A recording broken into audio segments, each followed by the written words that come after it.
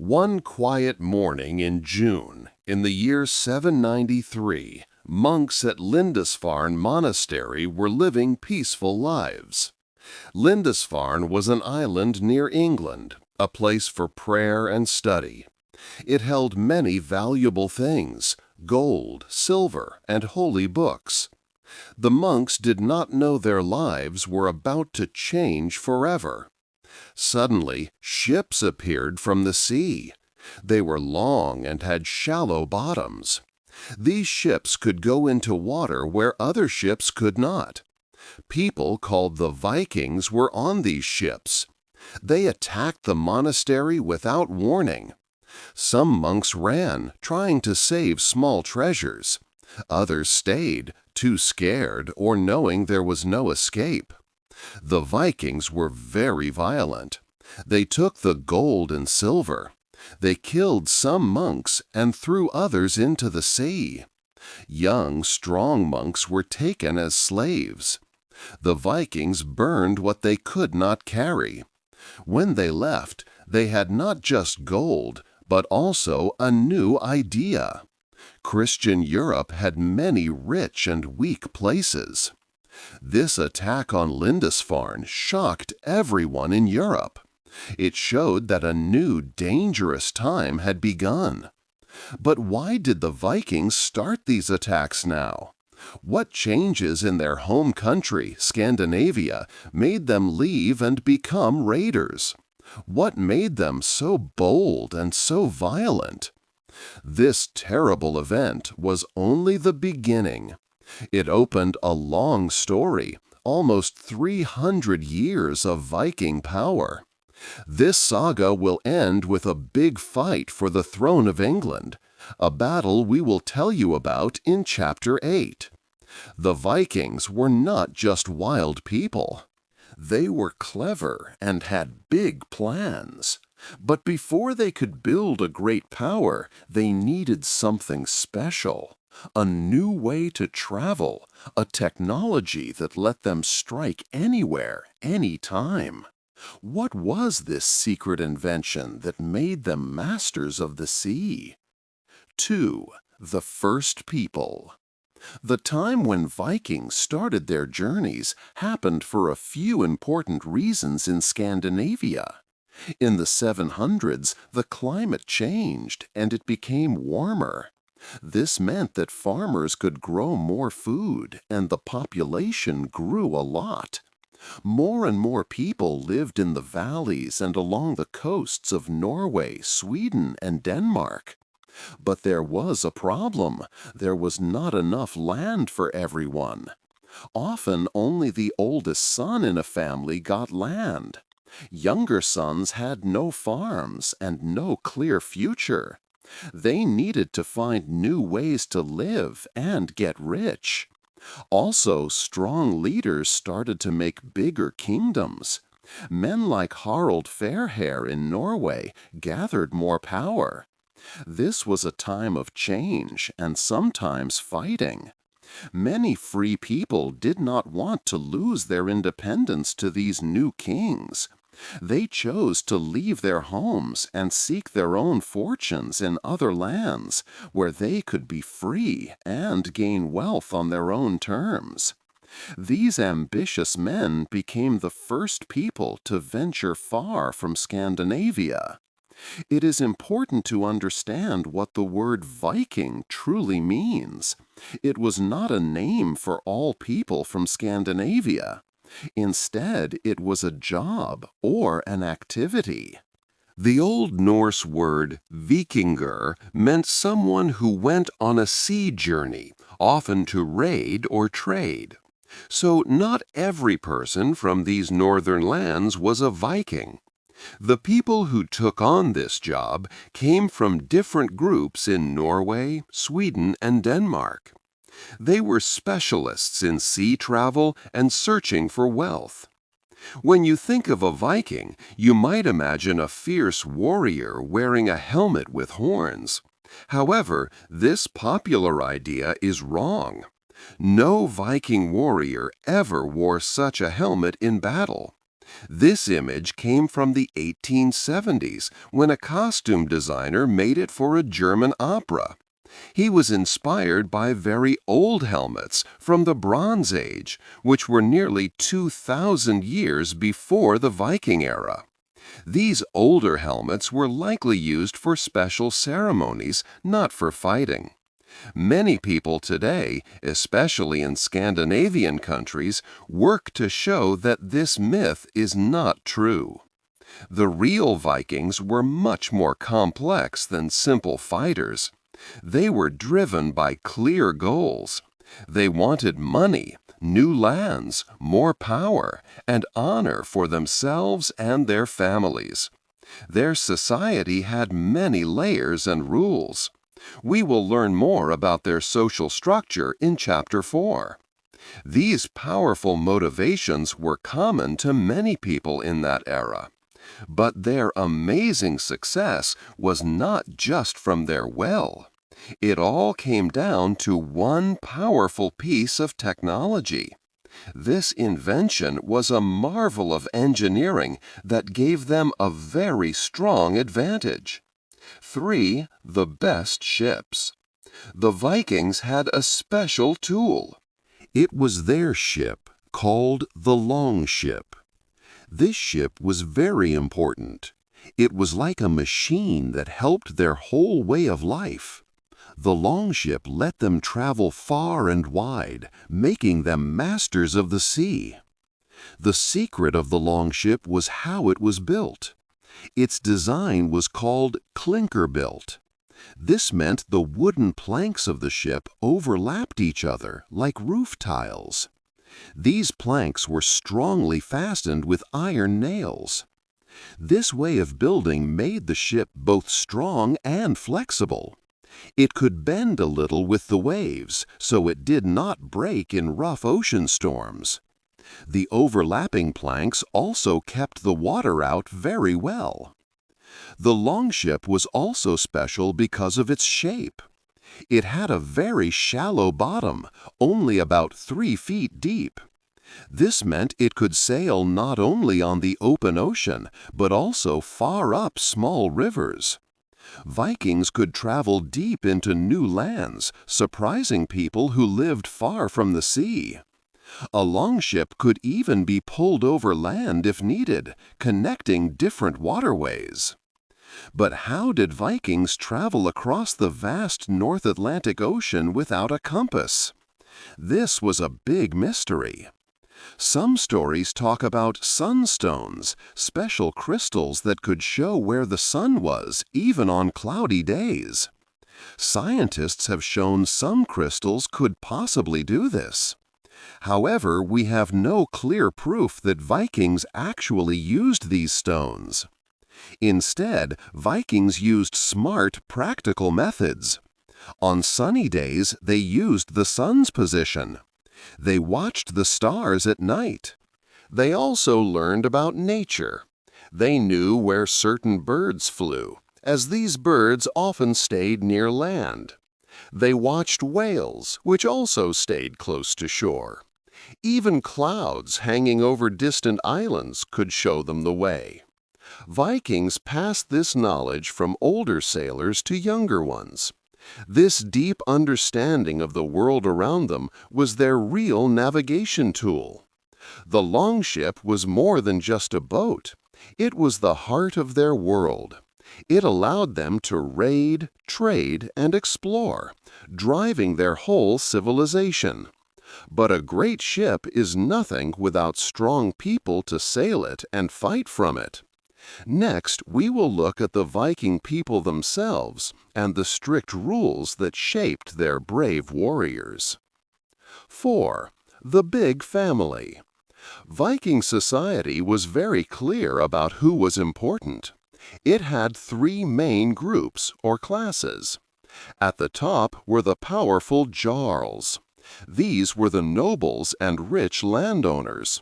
Jarls controlled much land and many goods. They told people what to do, organized raids, and kept order. They also served the king. A jarl's power came from his land. his wealth, and the warriors who followed him.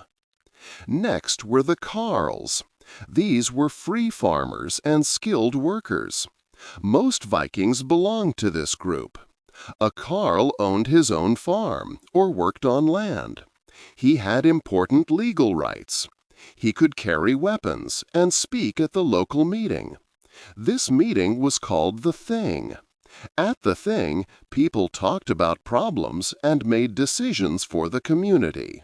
The carl's right to speak and make decisions at the Thing was a core part of their legal system. They also had to fight for their jarl when called and pay taxes. At the very bottom were the thralls, or slaves. Thralls had no rights. They owned nothing and could be bought or sold like objects. People became thralls if they were born into slavery, captured in wars, or sometimes because of debt. Their lives were hard. However, some thralls could earn small amounts of money and, in rare cases, even buy their freedom. The Vikings took many thralls from other lands, and selling them was a big part of their economy. While Viking societies seemed to be run mostly by men, women had surprising power and freedom. They could own property and even ask for a divorce, which was rare in those times. Women managed their households and often controlled money and goods when men were away raiding. Old stories and things found by archaeologists show that some women were very important leaders. For a long time, historians did not fully understand this. The full story of women warriors and female leaders will be told in the next chapter. All of Viking life, from the jarls to the thralls, was held together by a strong belief system. The Vikings thought that a powerful force called Weird or Fate controlled everything. 3 special women, called the Norns, wove the future for everyone, even the gods. This meant that what would happen, would happen. A Viking could not change his fate. This belief made them fearless in battle. If death was already decided, then the only thing that mattered was how you faced it. To die bravely in a fight was the best way to die. This dark idea about fate explained why Vikings fought without fear. To truly understand them, you must know how they thought about death. 5. Strong women and gods. In the last chapter, we talked about how women in Viking society held surprising power. Now we have clear proof from old sites. For example, a very rich ship burial called Oseberg was found in Norway. Inside, archaeologists found 2 women. They were buried with many valuable things, like fine sledges, textiles, and ornate wooden objects. This shows they were very important leaders or rulers in their time, not just ordinary people. More recently, in 2017, scientists looked at a warrior's grave in Berka, Sweden. This grave held many weapons, horses, and a game board used for strategy. DNA tests showed that the person buried there was a woman. She was a high-ranking warrior and a commander. This important finding proves that some Viking women were not just in charge of homes, but also fought in battles, even leading others. These strong women were part of a society driven by a special way of thinking. This was about their gods and their view of death. What made Vikings so fearless in battle? It was their belief in weird, which means inescapable fate. They believed that their entire life path, including how and when they would die, was already decided. 3 powerful female beings called the Norns wove the thread of every person's life. Nothing anyone did could change what was fated to happen. Even the gods could not escape their word. This belief might seem like it would make people feel sad or give up. But for the Vikings, it was the opposite. If your death was already set, then the only thing you could control was how you faced it. Dying bravely in battle was the most honorable death. It was much better than dying of old age or sickness in your bed. This idea made Viking warriors incredibly brave. They did not fear death because they knew it would come when it was meant to come. They only cared about fighting with courage and earning a good name that people would remember after they were gone.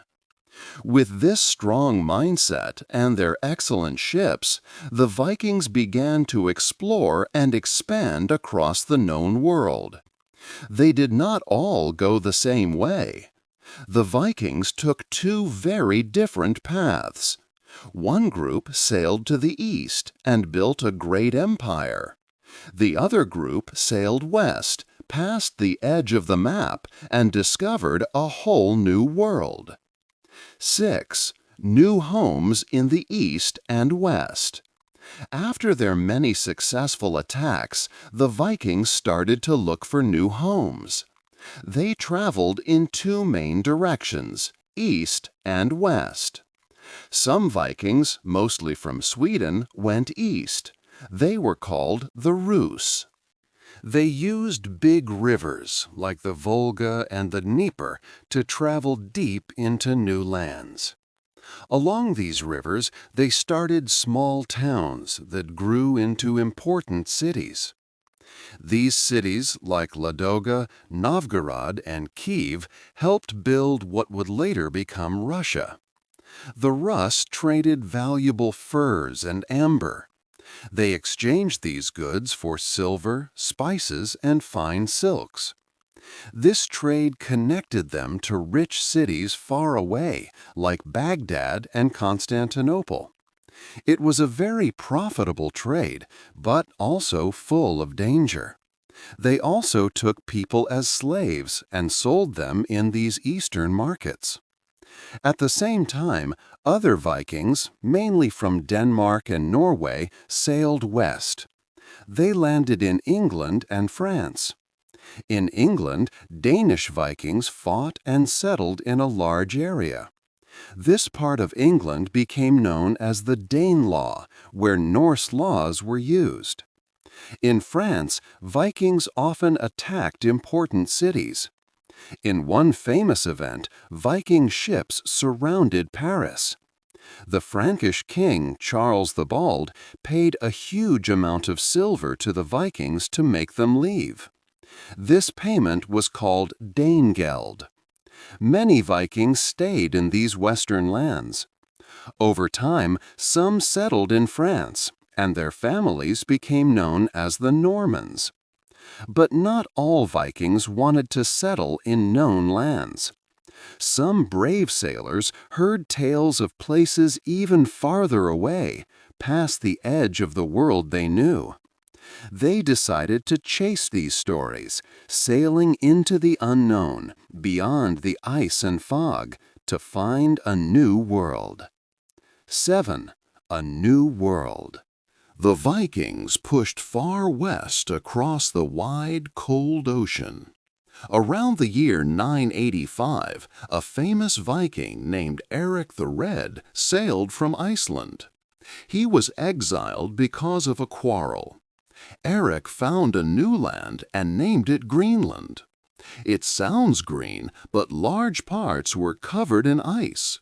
Still, along the coasts, there were narrow fjords with some grass.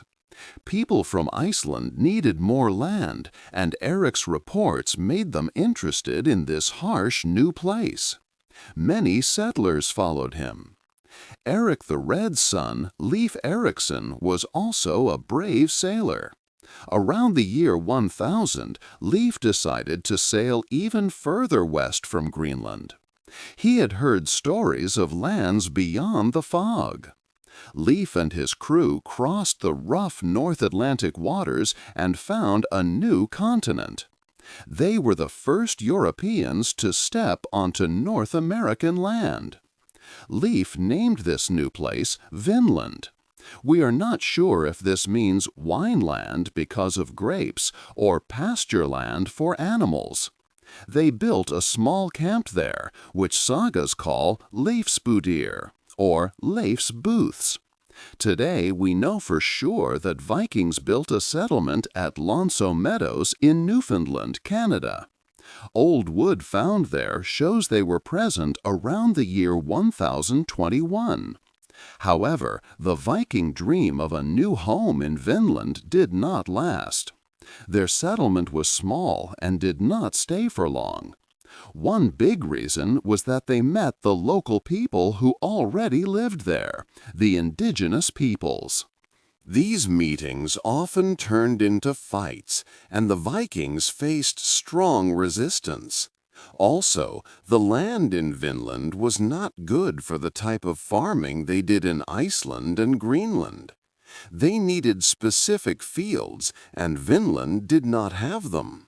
Most importantly, it was too far from their homes in Greenland and Scandinavia. It was very hard to send ships with more people and supplies across such a huge ocean. Without enough new people and things, the small Viking group could not make a lasting colony. So, after a short time, the Vikings left Vinland and sailed back home. Their amazing journey west had reached its furthest point.